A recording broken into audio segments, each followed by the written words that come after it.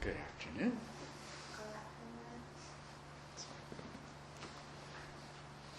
Okay.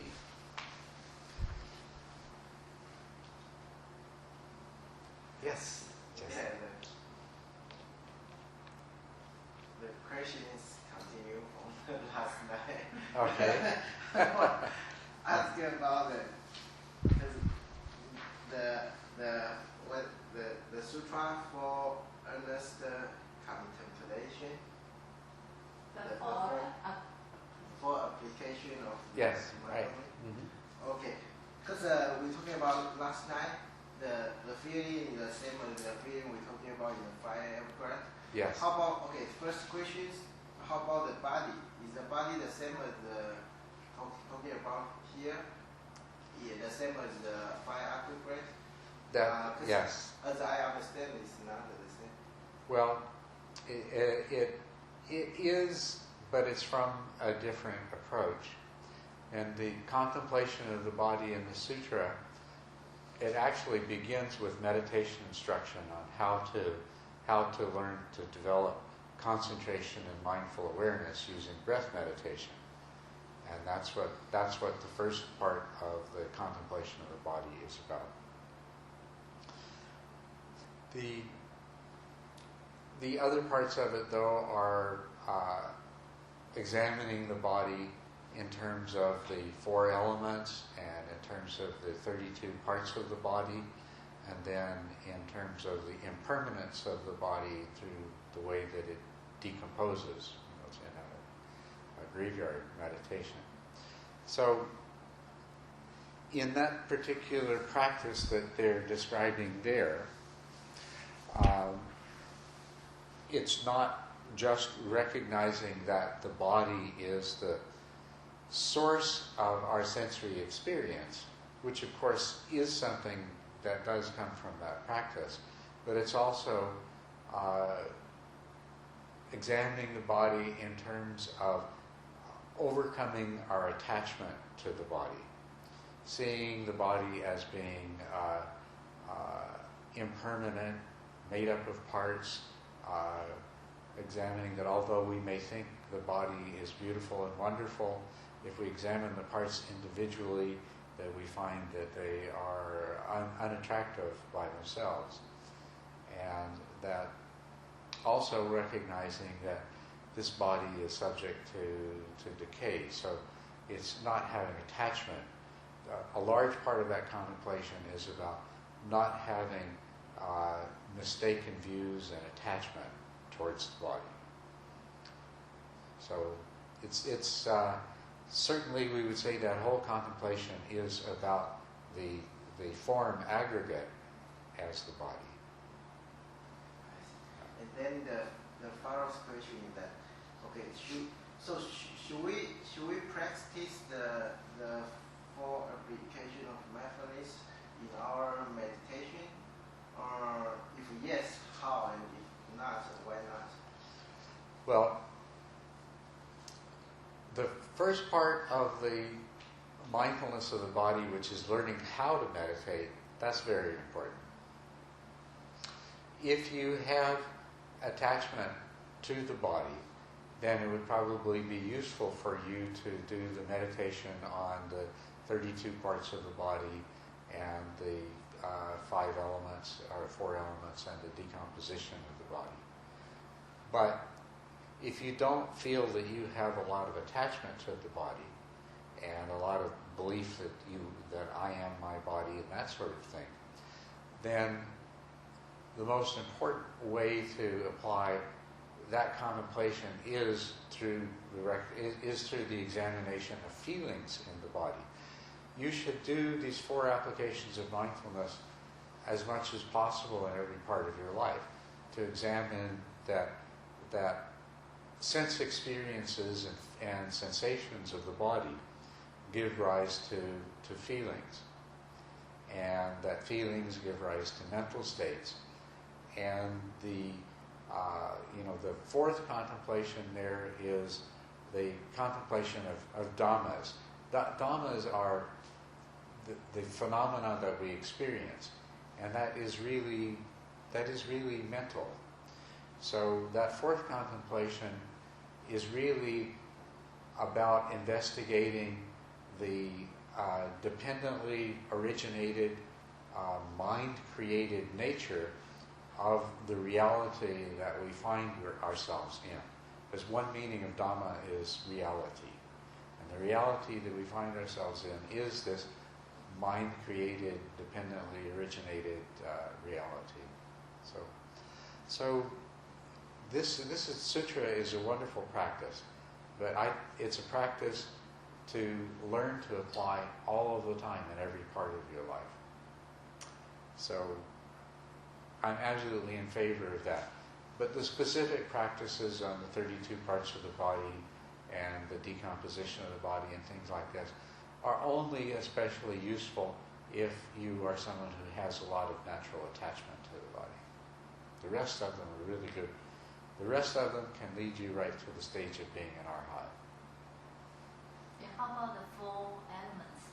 Is that necessary to practice to observe that four elements of the body? The value of observing the elements is it's the same thing, to understand that the body is a composite, that the body is not separate than everything else. It's all of the material world, everything that is formed, consists of these four elements. And so doing the meditation on the body as the four elements it is a good way to come to that place of recognizing that your body is just a part of the world. It's just another manifestation of the same four elements and is not separate and distinct from them. And that, that has value because the more that you're able to realize that this body is not really separate from the world, it's just a part of the world, then later on, as your practice matures more and you realize that there is nothing about any of the five aggregates that is really separate and distinct from everything else, that everything is the same unity, the same oneness. So it can be good in that way as well.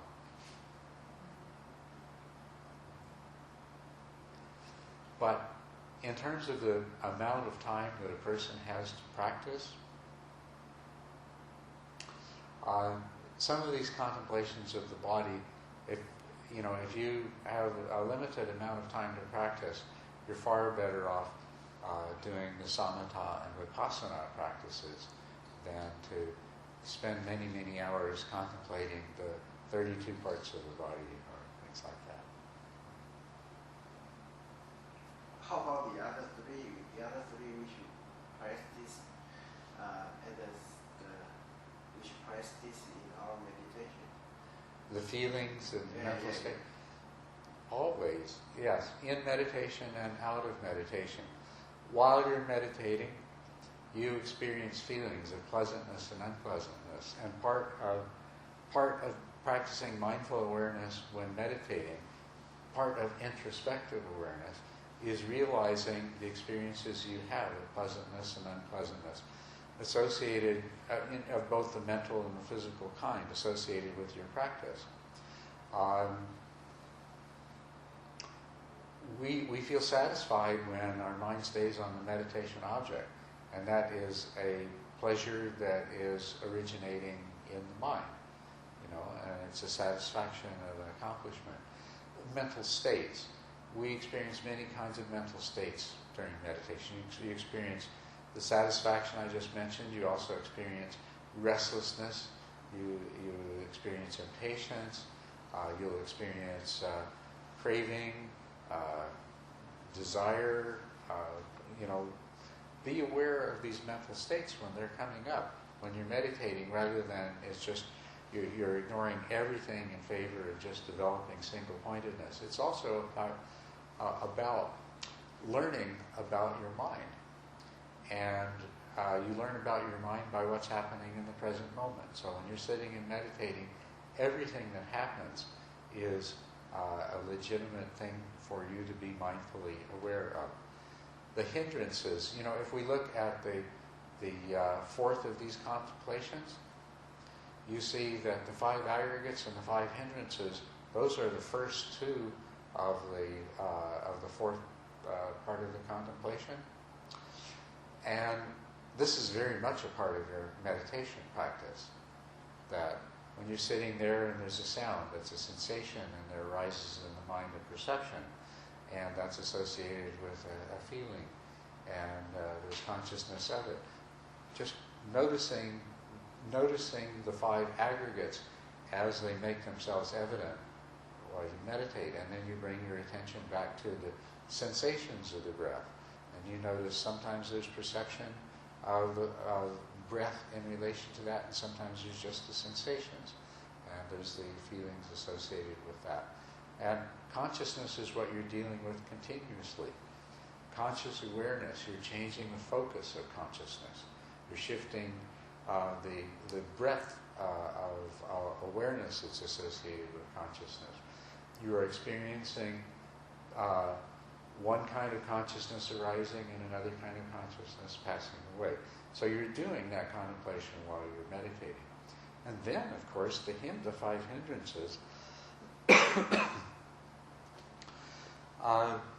When you have distractions, the thoughts that come up, the first hindrance is sensual desire. And some of the thoughts that come up are thoughts related to worldly desire, the sense desire. Other thoughts that come up are related to ill will, your annoyances, or things that have happened, or your memory of a recollection of an argument you had with somebody. I mean, these are the kind of thoughts that come up as distractions. So the hindrances of sensual desire, worldly desire, and ill will are a major part of the distractions and the mind wandering we experience when we meditate. When we experience resistance to practice, this wish to procrastinate, this temptation to think about some interesting thought that's come up, rather than returning our attention to the sensation of the breath. This is the hindrance of sloth and torpor, or I don't really like the term sloth and torpor. I prefer that we call it resistance and procrastination, because that's a better description of what we're experiencing. But resistance and procrastination are present within us as hindrances in our meditation, and we directly experience them and recognizing them for what they are. This is the contemplation of the Dhammas in the Dhamma. When the Dhamma of procrastination arises, you recognize it for what it is, before you set it aside and direct your attention to the meditation object. The same thing in your meditation, you will experience the hindrances of agitation that are due to worry and remorse. You'll find your mind is agitated, and it will become apparent after a while, where is this agitation coming from? I have agitation because of worries. I have agitation because of regrets. Likewise, the hindrance of doubt arises in your meditation practice. So recognizing what it is and recognizing that the antidote to it is to deepen the practice, because it is the fruits of the practice that will ultimately overcome doubt. So we could continue on and go through the other aspects of this fourth contemplation from the Satipatthana Sutra, but you'll see that they're all present in the meditation. The sense organs and the sense object and the sense consciousnesses, and then the Four Noble Truths. You experience, we've already talked about this a lot, but you experience dissatisfaction, or you experience pleasure, and you experience the craving in your meditation to re-experience the pleasure or the bliss, and we become attached to it, and we see it arising and we see it passing away. We experience the dissatisfaction and the impatience, the physical discomfort, the desire for the bell to ring so that we can go do something better. They're all there. So absolutely, the Satipatthana is there to be practiced in every part of your meditation. But I think that the most important of these 4 applications is in our daily life in the world. Yes. My question is because my friend, they came last retreat last time, and after that I asked them, how do you feel? And they said they can stay longer, but they're still wondering and have a lot of thought. So my question is, even we sit here for a long time, but we're still wondering, have a lot of thought, and we didn't get another label, we still continue to sit, to invest time. Still continue to Sitting meditation. still continue to sit? Yes. Yes. Because, well, I'm not sure. Okay, like for example, if I practice like 2 hours every day on sitting meditation, but I find out like maybe a month, I'm still on the step 1 or something, just continue. Continue to practice, yes, but if you find that you aren't making very recognizable progress, then you need to talk to someone, because there's probably something that you're not doing correctly. You see, there are a lot of people that meditate for a long time and they don't make any progress. Yes. And that's very unfortunate. I really like to see that change, because that only happens, there is some mistake in the way that you're approaching the meditation when that happens. That's the only reason for you to stay stuck in one place for a long period of time, is that something, you're not approaching something correctly, you're not doing something correctly. Can you give a specific time, like how many hours or how many days if you invest in one step? No, there's a variability from one person to another. You know, I can never say to somebody, this is how long it's going to take you to get to step 4, and this is how long it's going to take you to get to stage 7. But what I can say is, if you're practicing diligently, if you're practicing every day, and if throughout the period of time that you're sitting there, you're doing your best to follow the instruction, then you should be able to tell that you're getting better, that your skills are getting better. And if it seems like you've been doing this for several weeks and there's no change, then something is wrong that needs to be corrected. I can say with absolute certainty. Now, the fact that as a person practices, they have success and they find that now they're meditating stage 4, stage 5, and then they find themselves back at stage 2 again. That's normal. So, what will happen is you'll move back and forth, but you're always gradually getting, more and more skill, and your meditation is improving. And any person who finds that, over several weeks there's no change, then something is causing them to be stuck there. So even your body feel uncomfortable, like you sick or something, you still can do sitting meditation or? Yes, if your body's sick, you can still practice. You may do your sitting meditation actually lying down in bed, but you can still do it. And your mind may be very dull, because often when we're sick, that's one of the effects of it, is your mind is very dull. But that's all right. You meditate with the dullness then. You do the practice of trying to overcome the dullness. Or you may have a lot of discomfort in your body. In that case, you meditate on the discomfort instead of on the breath. But there's nothing to keep you really from practicing. It may be if you're quite ill, you'll practice only for 10 minutes and not for 1 hour, and that's fine. But you just do what you can, whether it's 10 minutes or half an hour, or sometimes if you're sick in bed but not too sick, you may find that you're able to practice 4 or 5 hours a day instead of 1. So, it's you work with what you have. You take the best opportunity with what you have. But if I understand correctly, your first question was about if you find that there's no progress. If you find there's no progress, then you have to examine more carefully, or especially to talk to somebody, because it probably means most likely 2 things. The first one would be that you have misunderstood something. For example, you might be in stage 2 or 3 where you're trying to get to the point of not losing the meditation object, but you think that you need to be single-pointed, so you're trying to drive away thoughts. You're trying to stop all these other sensations and awarenesses. That will keep you stuck there for a long time.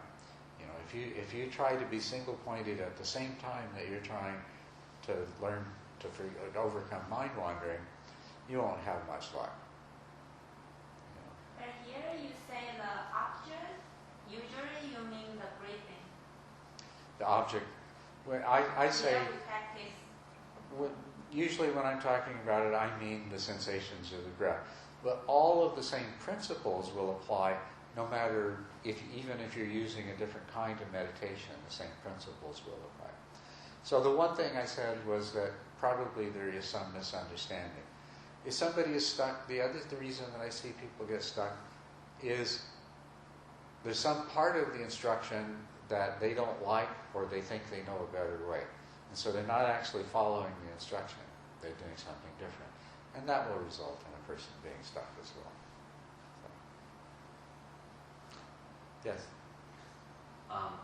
Earlier, you said the 5 requisites, including the bodies, have no separation from the world. But yesterday, you said that everybody's perception is unique. If we look at an app, if we look at the same imagery, different person would have different perception. That's right. Everyone's perspective and everyone's perception is unique, but it is interconnected in so many different ways.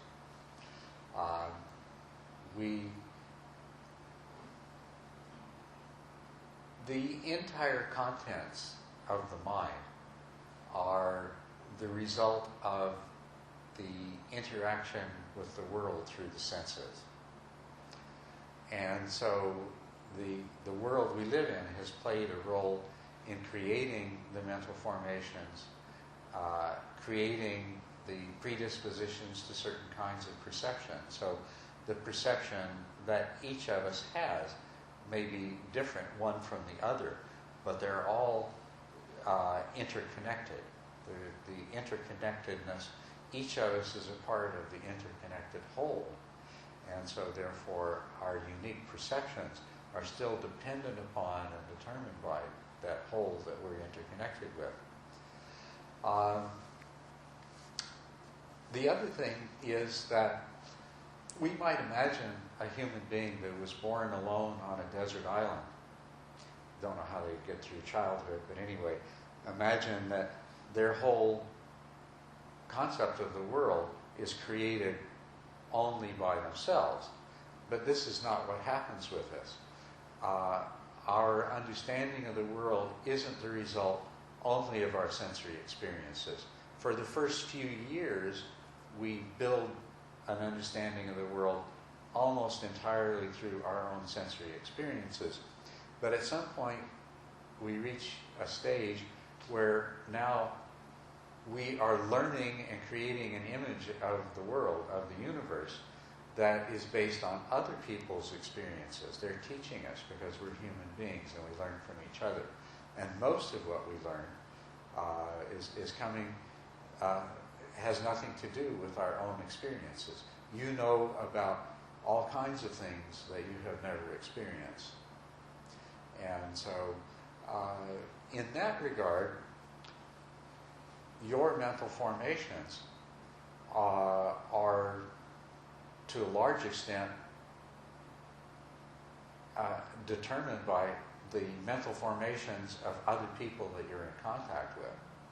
And likewise, your mental formations, when you communicate and express, are altering the mental formations of other people. So although each of us has our own set of mental formations, they're all affecting each other. They're all interconnected. Sorry. Yeah. In China, people like to keep secrets. If you know like really good kung fu, you don't want to teach anybody else. You only want to teach your son. Well, that means it's not really interconnected. It's a secret. Well, Nobody would know about it. to try to keep secrets is to limit the interconnection to some degree. But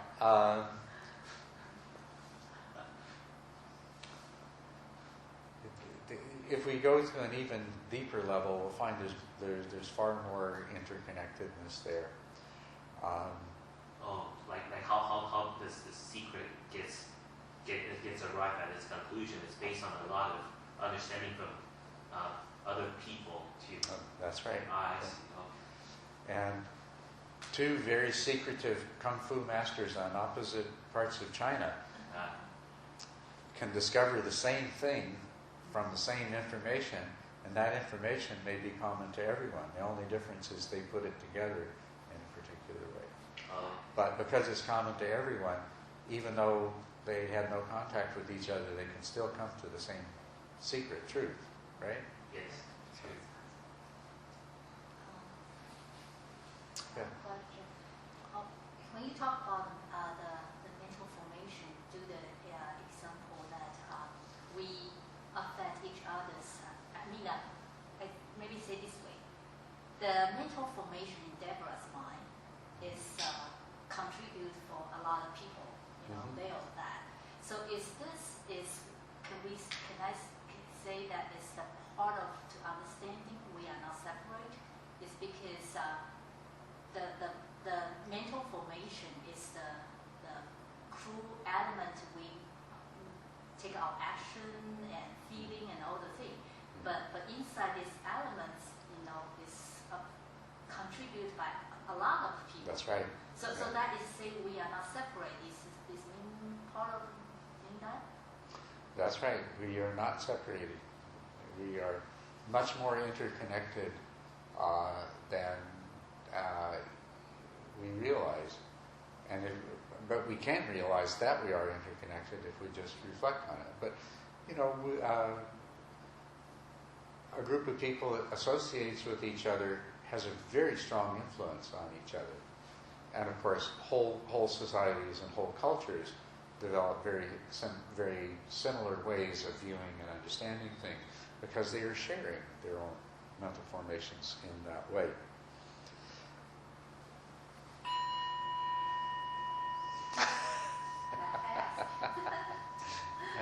Yeah.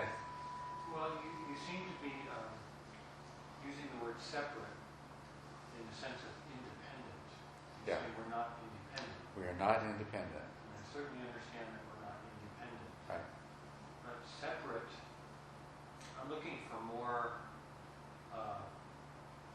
like ammunition about how to convince me that I'm really not separate. I mean, I understand the concept of it, but still kind of feels separate. I mean, like, he's right there, right here. So can't you be interdependent but still separate?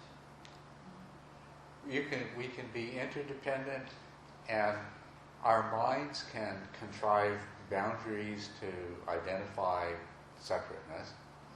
But the question is, do those boundaries really exist from their own side, or are they merely projections of the mind? In the physical, let's just stay in the realm of relative reality and the physical body. And our skin seems to be a really obvious boundary that makes us separate. Yeah. But if we examine that, what we see, although from here, looks to me like your skin forms a definite boundary.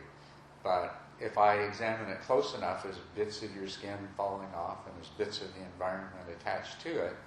And so at least it's a very complicated boundary, because I have to weave my way through all this, okay, am I going to count this bit of dirt? No, that's not Neil, but these skin cells are Neil, but, well, these skin cells are dead and they just haven't fallen off yet, so they're not Neil, and, so it's a fuzzy boundary right away at the beginning of it. But then we think about all of the atoms and molecules that make up your body are constantly leaving and being replaced, and so the boundary gets fuzzier there. So over time, the molecules that make up my skin have changed. So they've sloughed off, and I've eaten more food, and grew new That's skin. right. Yes. So the different molecules now than 2 weeks ago. Right. And also, there's another sense in which we think that, okay, my body is a separate entity, but here I am in this world, and my body is surrounded by air. And say, okay, my body is separate from the atmosphere that surrounds it. Do you know what would happen if we remove that atmosphere? You would explode, because it's actually the atmosphere that's holding everything together. And you took it away, it would all come apart. So okay, that's another fuzzy boundary, isn't it? It's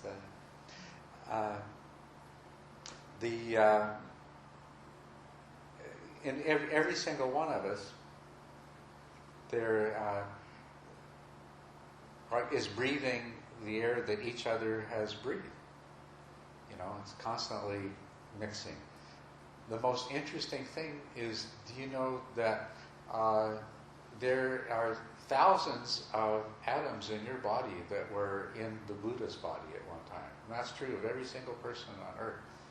Because atoms are so small, and there's so many of them, that and they get spread around and mixed up together, that there's nobody on this planet probably who doesn't have at least several thousand atoms from the Buddha's original body. So That means we have several thousand from everybody that's alive today. that's exactly right.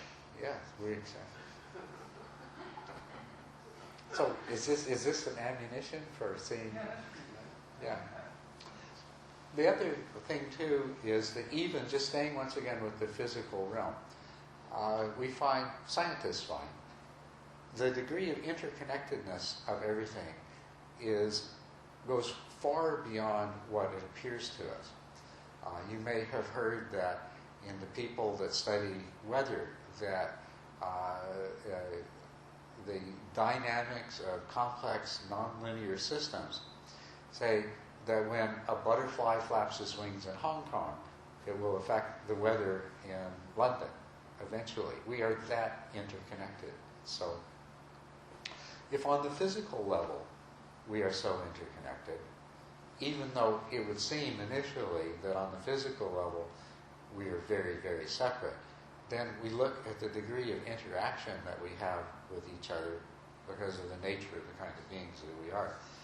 And we might throw into the pot and stir it up the internet, for example, all the communication there. The influence that we have on each other is vast. Vast. And some of it very subtle, some of it very gross. Anyway, lunch is waiting